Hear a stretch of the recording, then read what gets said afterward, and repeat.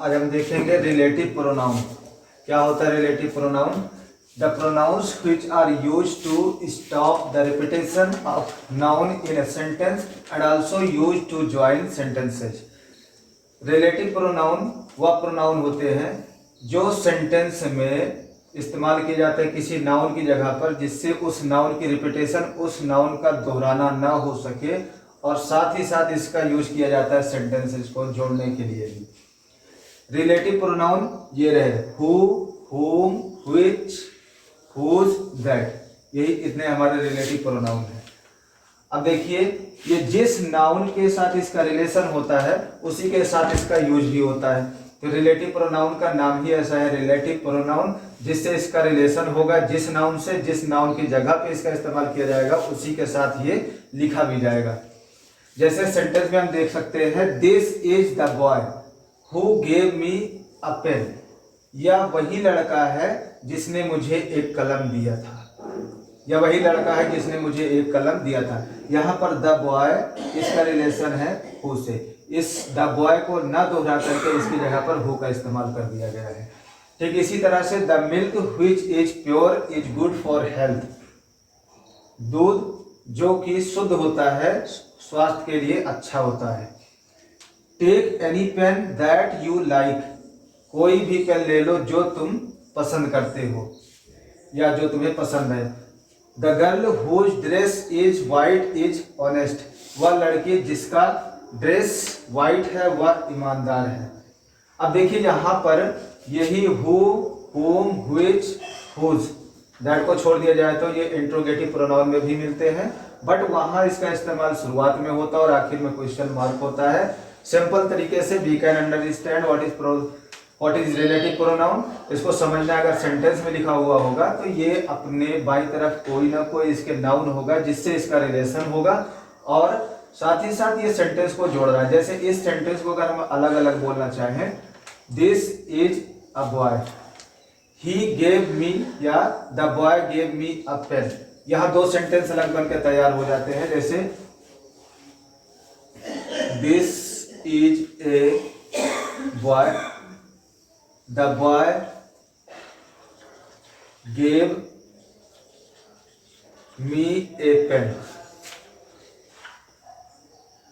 यह एक लड़का है, इस लड़के ने मुझे एक कलम दिया था। अब इन दो सेंटेंस को जोड़ने का काम भी वो कर रहा है, साथ ही साथ इस द बॉय का रिपीटेशन ना हो सेंटेंस में वो भी काम कर रहा है। ठीक इसी तरह से द मिल्क व्हिच, यहाँ पर व्हिच का प्रयोग भी किया जा रहा है जोड़ने के लिए सेंटेंस को भी, और साथ ही साथ मिल्क का रिपीटेशन ना हो उसके लिए भी किया जा रहा है। और तीसरे सेंटेंस में take any pen that you like. कोई भी पेन लो जो तुम्हें पसंद है। अब यहाँ पर दैट का इस्तेमाल किया जा रहा है जिससे पेन का रिपीटेशन ना हो और सेंटेंस को जोड़ भी रहा है। साथ ही साथ ऐसे इसमें भी है, the girl whose dress is white is honest.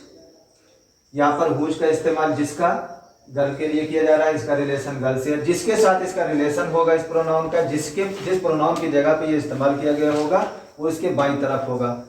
95% तक हम ऐसे ही पहचान सकते हैं, 5% के लिए हमें थोड़ा सा मेहनत करना पड़ेगा, और ये कुछ नहीं खास नहीं है। रिलेटिव प्रोनाउन वही क्वेश्चन वर्ड, इनको गिनती में है याद कर सकते हैं, जैसे हु है, हुम है, व्हिच है, हुज है और दैट है। अब यहाँ पर देखिए, हु का प्रयोग व्यक्तियों के लिए होता है, हुम का प्रयोग व्यक्तियों के लिए होता है, पर्सन के लिए होता है, व्हिच का प्रयोग पर्सन और थिंग दोनों के लिए होता है, हुज का प्रयोग पर्सन्स के लिए होता है और बड़े एनिमल्स के लिए होता है, और दैट का प्रयोग दोनों के लिए हो सकता है।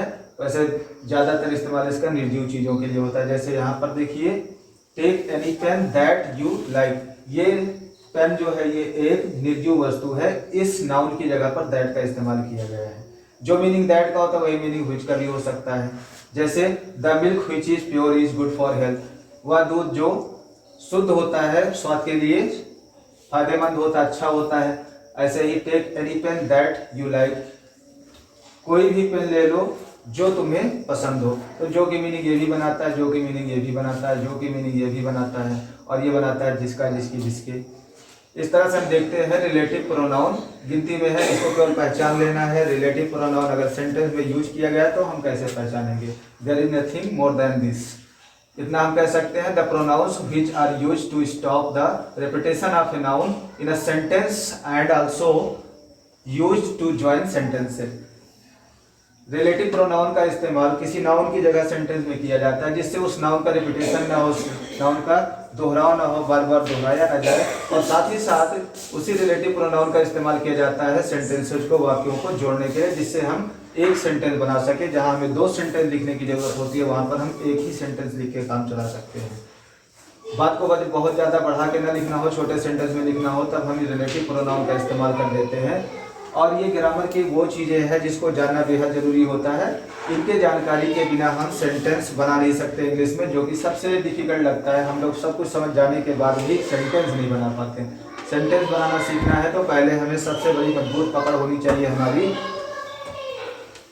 पार्ट्स ऑफ स्पीच पे। पार्ट्स ऑफ स्पीच को अगर हम पहचानते हैं, उसके बाद फिर सिलसिला चालू होता है इंग्लिश स्पीकिंग का भी, इंग्लिश राइटिंग का भी, और जितनी भी चीज़ें हैं इसी पर डिपेंड होती है। बिकॉज हम लोग जितने भी वर्ड बोलते हैं दिन भर में सारे पार्ट ऑफ स्पीच ही बोलते हैं। Part of speech 8 he type के होते हैं, 8 टाइप के वर्ड ही हम इस्तेमाल करते हैं, वही राउंड अबाउट घुमा करते हैं, बोलते हैं। बस हमें पता नहीं होता हम कौन सा बोलते हैं। इसका भी इस्तेमाल करते हैं, इसका भी इस्तेमाल करते हैं, इसका भी इस्तेमाल करते हैं, इसका भी इस्तेमाल करते हैं, बोलते रहते हैं। दिन भर में ऐसे सारे वर्डों को हम अपनी भाषा में, क्षेत्रीय भाषा में बोलते हैं, बस हमें नहीं मालूम होता कि वो वर्ड कौन से हैं। अब हमें यहाँ केवल इतना समझना रिलेटिव प्रोनाउन होता क्या है। तो सिंपल सी बात है, इतने को रट लीजिए, इतने को याद कर लीजिए, ये रिलेटिव प्रोनाउन है। कब होंगे? जब ये सेंटेंस के बीच में नजर आएंगे। बस इसी पेज को आज फिनिश करते हैं। ये पूरा हुआ हमारा रिलेटिव प्रोनाउन। नेक्स्ट डे हम